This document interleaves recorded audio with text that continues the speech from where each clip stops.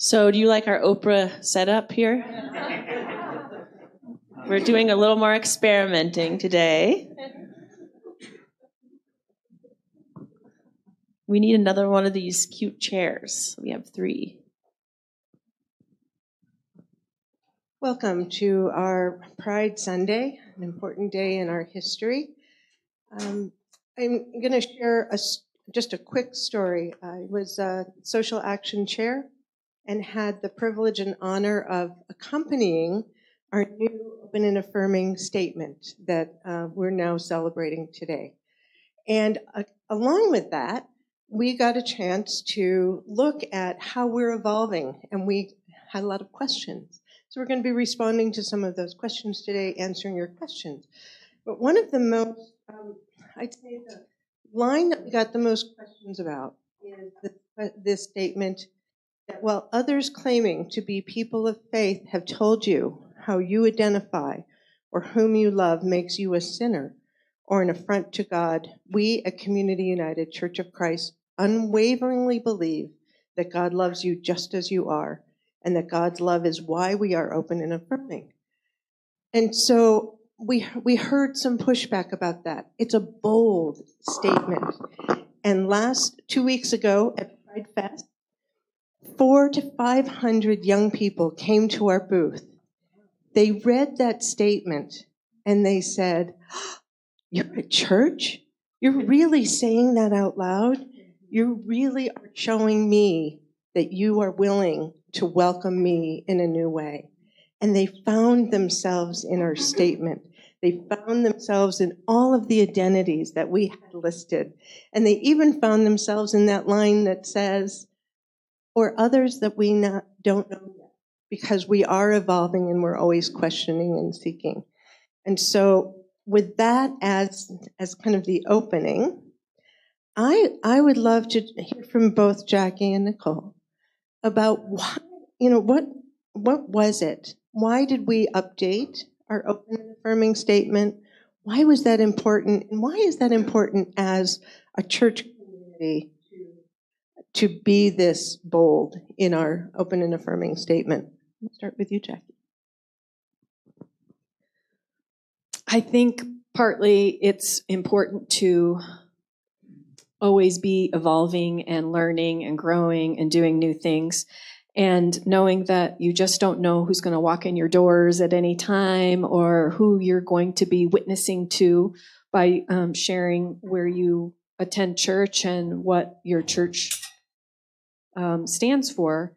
And I'll share that I'm a person who was kicked out of a church because of when I came out as a lesbian, and it's hurtful. And I almost didn't come back. And an open and affirming UCC church. And 2 weeks ago, or last Saturday actually, I was at Lions Pride that I helped host. Switch out mics. Thanks, Alex. I was at Lions Pride last week, and a woman came up to me after I spoke on the stage and said, "You're a pastor? How cool is it that you're here? And how cool is it that I'm here in a place I never thought that I would be?" And then she went on to share her story of being kicked out of churches and being shunned and shamed. And she's just now starting to attend a church in Longmont that's also open and affirming. But it's been 25 years of undoing pain, and that's how come I think it's important for us to continue to explore and learn and grow and be the witness that we are in the world. Thank you. So my first year here, I asked, where's the pride flag, or where's the rainbow stripe, or like, how do people know? And people said, well, they just know. And then 2 years ago this weekend, our worship service was taken over by cyber terrorists, and they threatened to kill me and rape me and our LGBTQ community members. And it was a tragic experience, but the beautiful part of that was it invited us to say, all right, we really need to take seriously what it means to be open and affirming and communicate that with the world. And we realized our statement wasn't on our website. It was on Out Boulder's website, but not ours. And so it just sent us on this important process of reflection on how we live into who we say we are. So I'm grateful that our Social Action Commission was willing to take that on and to begin what was a beautiful process of really listening broadly. So another example of us transforming pain into possibilities. So. Thank you. And what we heard from the youth, particularly who were coming to the booth, was they may never step foot in here, but we were church to them there. And so if we can represent and say, we see you, we know you are you, and we love you, that's a way of being church outside of these walls as well. So I just needed to share that. So I'm wondering, in the text, we talk about the church being a refuge for people of all kinds in general. And I'm wondering, how can we be more of a church to people and a refuge for people who identify as LGBTQ+? I love the psalmist talking about refuge and God as refuge. And so I looked up refuge in the dictionary, and it's defined as a protection or shelter from pursuit, danger, or trouble. And then if you go through thesaurus.com, you can find that a synonym for refuge is sanctuary. And I love that we're in a sanctuary literally right now, but the church through the ages has been seen and viewed as a sanctuary for anyone in danger across the centuries. And the psalmist goes to God to find refuge, to feel secure, to feel rest, and then leaves feeling so blessed.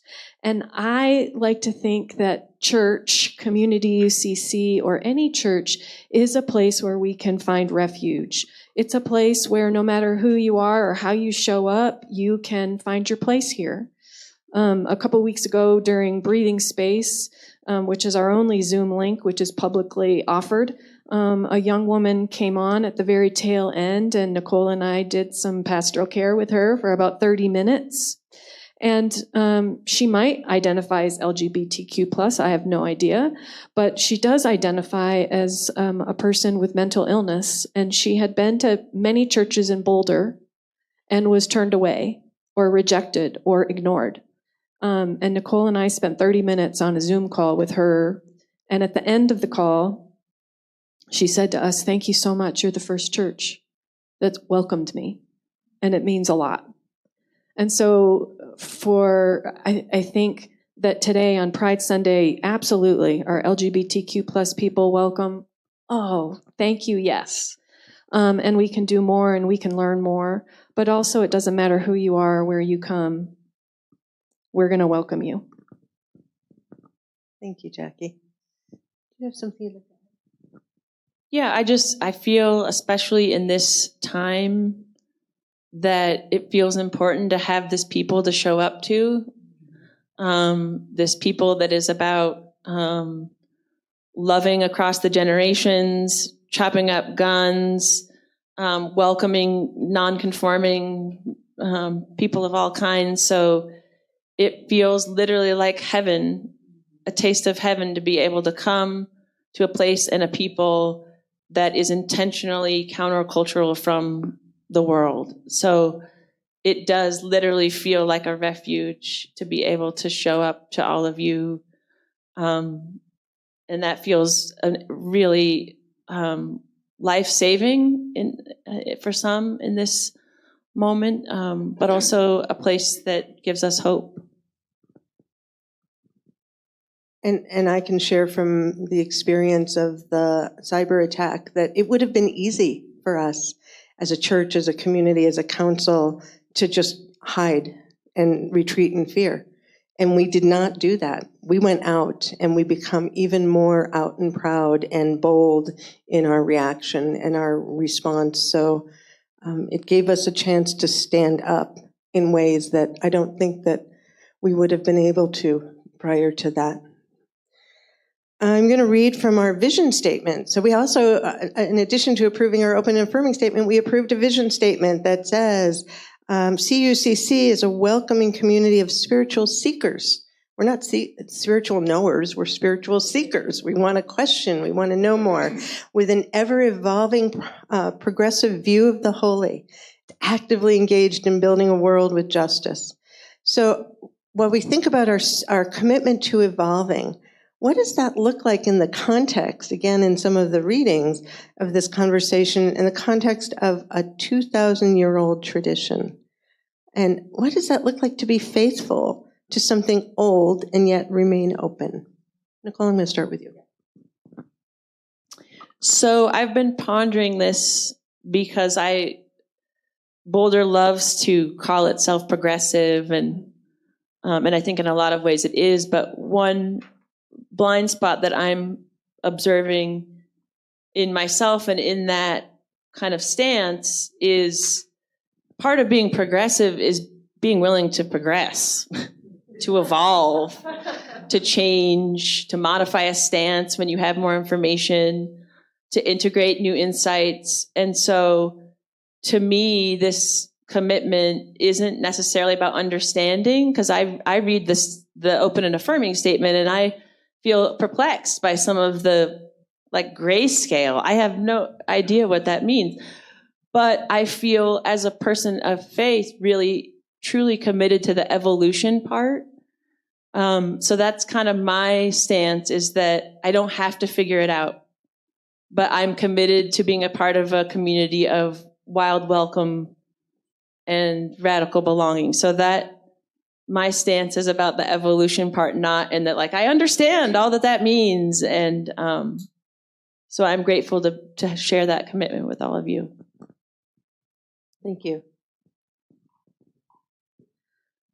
Yeah, I think about Jesus and the ways that he stretched people of his time and encouraged them to think differently, to think beyond what they had always been told, to welcome people on the margins, and then that line from Matthew, whenever you've done this to the least of these, my people, you've done it to me. And that's part of our tradition. And Jesus was always asking people to love differently, to think differently, to welcome everybody. And I like to think that part of our vision now is that what does that look like in 2022 and beyond? And like Nicole said, while we might not understand all the terms in the queer lexicon, and there are a lot, and I'm still learning, and I'm part of the community, as Christians, we are called to learn and grow, to explore, to love one another. And that when Jesus was asked, what's the greatest commandment? He said, to love the Lord your God with all your heart, your soul, your mind, and the strength. And the second is like it, to love your neighbor as yourself. And on these commandments, the church is built. And here we are in 2022. And for me, that's part of what it is to be learning and growing and learning new things. And now that we know better, we do better, to quote Maya Angelou. Thank you. One of the things that we learned while we were doing the Pride Fest booth was our young people tend to not be so afraid of the identities, the descriptions, the way people are, this beautiful becoming that we talk about in this poem. And for me, I was putting together the booth, and I'm making sure the brochures and all the collateral material is there. And Anna and Heather and the youth of our church said, you know what? Let's do something fun. Let's fine, handing out brochures is one thing, but let's make bracelets, and let's make bracelets. Let people make bracelets of their flag, of the flag that represents their identity. And so we had hundreds of thousands of beads and string, and this is the bracelet that was made for me. This is the Ally flag.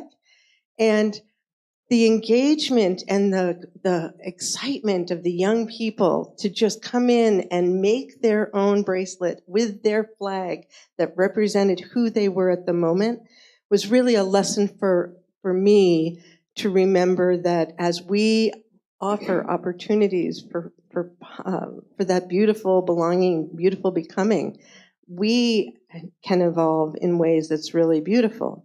And so I'm going to ask the last question. And so as we look at the poet, the reading today, the poet writes of exposing children as early as possible to all of the possibilities of their beautiful becoming. So what does that look like? What does that look like for us? What does that mean to us as parents, as grandparents, aunties, loving church folks, and CUCC? How do we do that?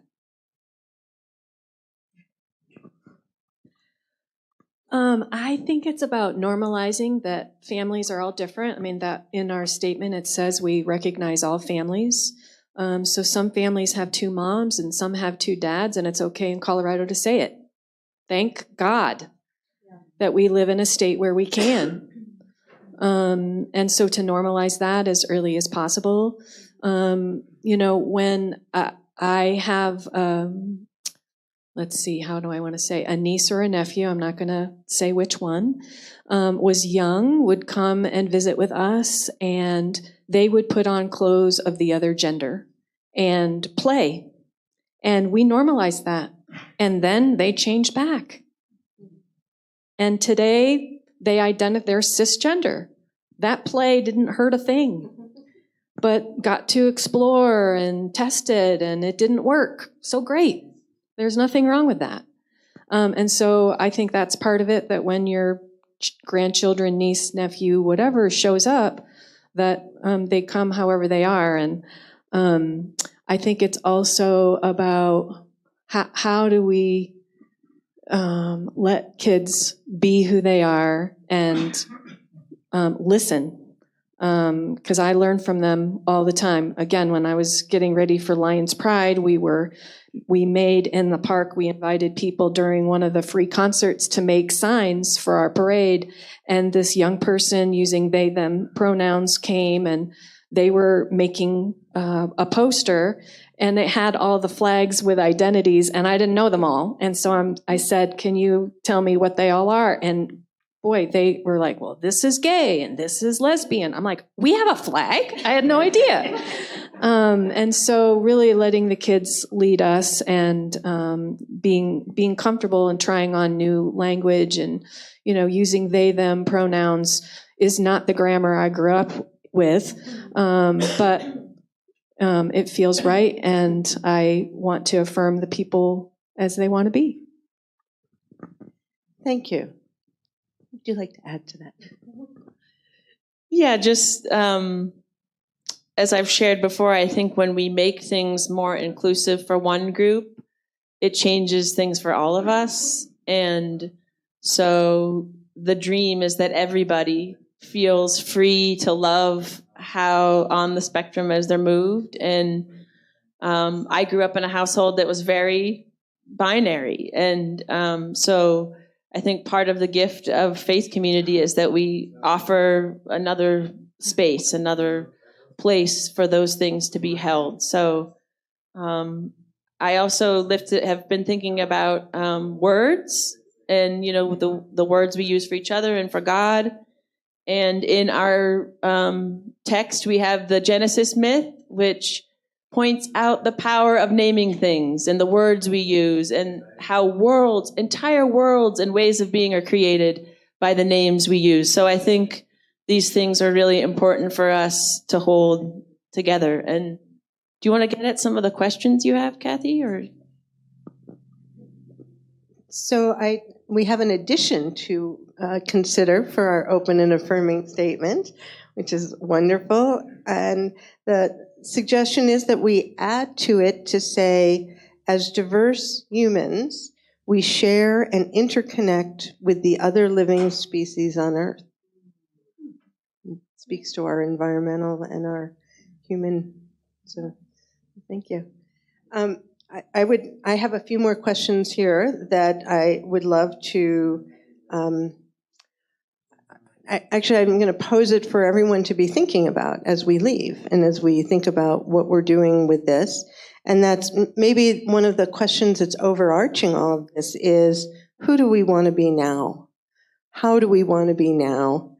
And what are some of our calls to action as people of faith and conscience, given what we know and who we are and where we feel moved to go together? So with that call to action, I'm going to just ask both Jackie and Nicole to just share where do you see us going? What's that call to action to? How do we live into this more? I think the call to action is when you have questions, ask, and be okay with that, and to be willing to have hard conversations and know that there are people who are here to dialogue, and I think we've lost that in the United States. It feels like right now that if we don't agree or we don't understand, then we just get angry at each other. But there's place for continued learning and growing. So I think that's a place to start, is to lift up your questions. I mean, again, that statement says we welcome all questions, and I think that's real. And so to listen to each other and have genuine openness of heart and mind and soul to continue to learn and grow. Thank you. One of my commitments is bringing the gospel beyond the walls. So I feel that this is kind of a next step for us as a community, and Pride is a taste of that. People are hungry to hear the message that God loves them. So however we can take that to the world instead of waiting for the world to come to us to hear it, that feels like the call of this season. Thank you. And we did get a question that was quite expansive, and that was about, what do all of these different identities mean? How would people find themselves in that?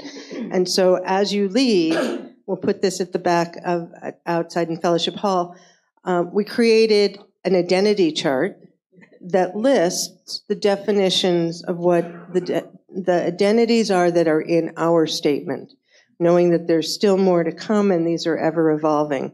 But it was really fun at our Pride booth to have people looking at this saying, oh, that's me. It was really beautiful to have people see themselves represented at CUCC.